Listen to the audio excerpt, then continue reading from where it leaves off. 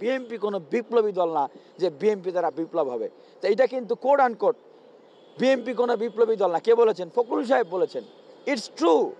BNP কোনো বিপ্লবী দল না এবং তার দ্বারা বিপ্লবের নেতৃত্ব দেওয়া সম্ভব হয় না এবং তারা বিপ্লবের নেতৃত্বও দেয় নাই। সরকারকে কথা দেওয়ার কথা যে আমরা সহযোগিতা করব। উনারা তখন বলতেছে যে দ্রুত নির্বাচন দেন আর আওয়ামী লীগ আসলে আমাদের কোনো সমস্যা নাই। তো মানুষ কি এত বোকা না তো? এখনকার যে এই গণ অভ্যুত্থানে শহীদ হয়েছে তাদের যদি পরিসংখ্যান করেন দেখবেন যে ক্লাস 3-4 কোলের বাচ্চা থেকে শুরু করে class 3-4-5-6-7-8 9-10 inter first year second year বিশ্ববিদ্যালয়ের ছাত্রদের সংখ্যা কিন্তু বেশি।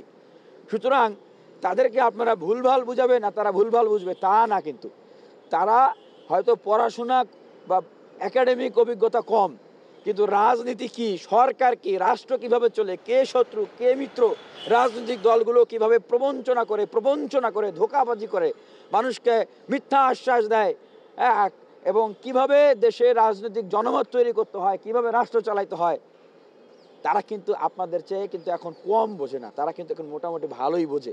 সুতরাং তাদেরকে প্রতারিত করবেন, তাদেরকে রাজনীতির ধাঁধায় ফেলে দিয়ে আপনারা রক্তের উপর দিয়ে ক্ষমতায় চলে যাবেন, আবারও সেই আগের মতোই চাঁদাবাজি, ধান্দাবাজি, দখলবাজি, টেন্ডারবাজির রাজনীতি করবেন, বিশ্ববিদ্যালয় কলেজগুলোতে দখলদারিত্ব করবেন, এইগুলা করবেন। অত সোজা না, এত সহজে হতে দেবে না।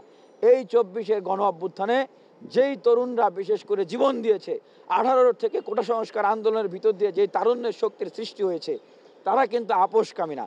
মির্জা ফখরুল ইসলাম আলমগীর সাহেবের একটা বক্তব্য উদ্ধৃতি করি। নির্বাচনের পরে যখন তাকে জিজ্ঞাসা করা হয় যে বিএনপি এত বৃহৎ রাজনৈতিক দল, তাহলে কেন বিএনপি এই আওয়ামী লীগকে উল্টায় পাল্টায় দিতে পারতেছে না, কেন একটা গণ অভ্যুত্থান বা বিপ্লব করতে পারতেছে না?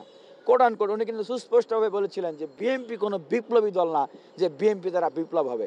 তো এটা কিন্তু কোট অ্যান্ড কোট বিএনপি কোনো বিপ্লবী দল না। কে বলেছেন? ফখরুল সাহেব বলেছেন। It's true. বিএনপি কোনো বিপ্লবী দল না এবং তার দ্বারা বিপ্লবের নেতৃত্ব দেওয়া সম্ভব হয় না এবং তারা বিপ্লবের নেতৃত্বও দেয় নাই।